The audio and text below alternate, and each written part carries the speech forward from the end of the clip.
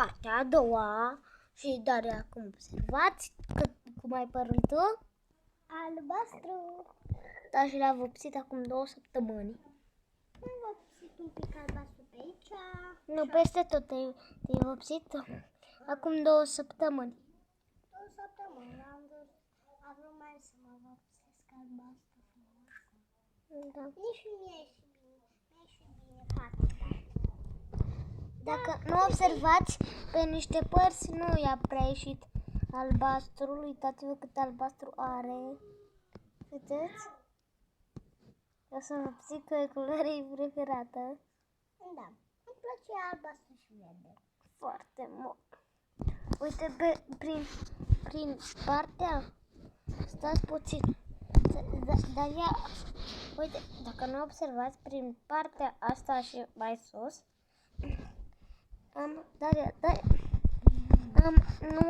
nu e albastru.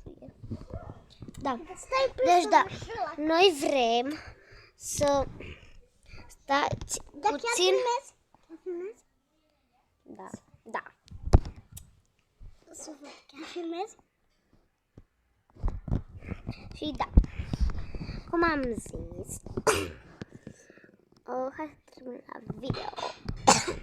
Acum o să facem noi într-un fel, să facem o bătăică cu pernuțe. Bun. Dar să-mi ziceți voi dacă e și bine în comentarii. Dar că, haide, o să facem o bătaie cu pernuțe, să mă și pe mine așa arăt.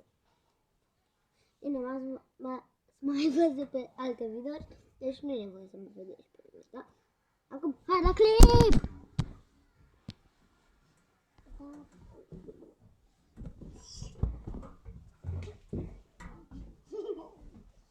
Dacă o să ieșim puțin din cadru, o să ieșim din pat. Păi atunci o să mai ies să filmare. Dar întoarce-te la cap. Dați multe like-uri ca să, pentru a scăpa de Daria bătăușă.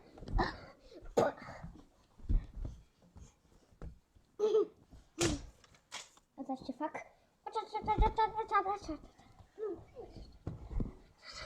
Ajutor, băieți! Nu mă lăsați aici! Nu mă lăsați aici singur! Și da, acum o să vă arătăm ce o să mai facem noi. Daria, gata. Ce mai facem? Da. Deci cam pe console. Nu. Acum o să vă arătăm cum face Daria Mișcări. da, și cum face Daria flotări și cum fac eu flotări.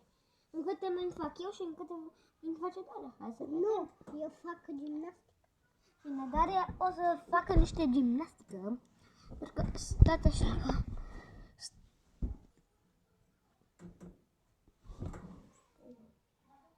Dar nu trebuie să punem acolo. Bun. Pregătim încălzirea. Și da, cu atât a fost acest episod. O să facem partea a doua pentru să vedeți și ce o să facă Daria. Pa!